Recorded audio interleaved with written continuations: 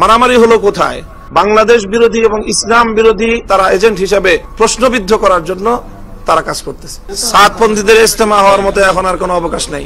এরপরে আর এই প্রশ্ন আসবে না যে তারা ইজতেমা করতে পারবে কি। সাতপন্থী তবলিগের যেই অনুসারীরা তাদেরকে আমরা নিষিদ্ধ ঘোষণার দাবি জানাচ্ছি। মারামারি হলো কোথায়? রাতের অন্ধকারে ডাকাত দল এসে বাড়িতে হামলা চালিয়ে আপনার মানুষকে আহত করলো। আপনি এখন যদি সেখানে বলেন যে বাড়িওয়ালার মধ্যে আর ডাকাতদের মধ্যে সংঘর্ষ হয়েছে, মারামারি হয়েছে, এখানে তারা একটা ছদ্মবেশ ধারণ করে বাংলাদেশ বিরোধী এবং ইসলাম বিরোধী আন্তর্জাতিক মহলের সোর্স হিসাবে এবং এজেন্সি, তারা এজেন্ট হিসাবে বাংলাদেশের মধ্যে এবং ইসলামের এই সুমহান কাজ দাওয়াত এবং তাবলীগের কাজকে প্রশ্নবিদ্ধ করার জন্য তারা কাজ করতেছে। অনেকেই এটাকে দুই পক্ষের সংঘর্ষ বলে অভিহিত করেছেন। এটাকে আমরা স্ট্রিক্টলি বলেছি এবং সকল উপস্থিত সদস্যবৃন্দ সকলেই এই ব্যাপারে একমত হয়েছেন, যেটা কোনোভাবেই সংঘর্ষ ছিল না, বরং রাতের অন্ধকারে অতর্কিতে এক পক্ষের হামলা ছিল। এটা ঘুমন্ত মানুষদের উপর সেখানে হামলা ছিল। হামলা চালিয়ে এক পক্ষের অর্থাৎ সাতপন্থী লোকেরা তারা এখানে হামলা চালিয়ে আমাদের নিরীহ লোকদেরকে হতাহত করেছে, খুন করেছে এবং অসংখ্য মানুষকে তারা সেখানে জখম করেছে।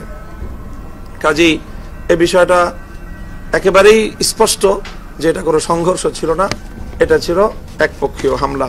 সাতপন্থী তবলিগের যেই অনুসারীরা তাদেরকে আমরা নিষিদ্ধ ঘোষণার দাবি জানাচ্ছি।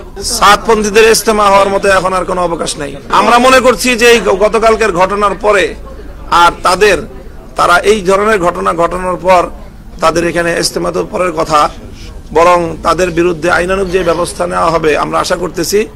এরপরে আর এই প্রশ্ন আসবে না যে তারা ইজতেমা করতে পারবে কি পারবে না। আমরা সরকারকে বোঝানোর চেষ্টা করব। আমরা আশা করি যে সরকার এই ধরনের ভুল করবে না। আমরা যারা বিপদগামী সেই বিপদগামীদেরকে সঠিক পথে ফিরিয়ে আনার আহ্বান জানাচ্ছি। তাদের যদি কোনো সংশয় থাকে সেই সংশয় দূর করার জন্য আমরা যে কোনো সময় আলোচনার জন্য আমাদের দুয়ার খোলা আছে। চলছে আলোচনা, তো চলছে। তাদের যে কিছু দৃষ্টিভঙ্গিগত এবং ইসলামিক দৃষ্টিকোণ থেকে কিছু বিভ্রান্তিকে কেন্দ্র করেই এই বিরোধের সূচনা, তাদেরকে আমরা সঠিক পথে আনার জন্য আমাদের চেষ্টা অতীতেও ছিল, সেইভাবে অব্যাহত চেষ্টা আমরা চালিয়ে যাব এবং আমরা কোনোভাবেই সংঘাতের পথে কখনোই আমাদের পক্ষ থেকে কোনো পা বাড়ানো হয় নাই। দুবার বড় ধরনের সংঘর্ষের ঘটনা, দুবার বড় ধরনের হতাহতের ঘটনা ঘটলো এবং দুবারই একতরফা হামলার মাধ্যমে এই ঘটনাটা ঘটলো।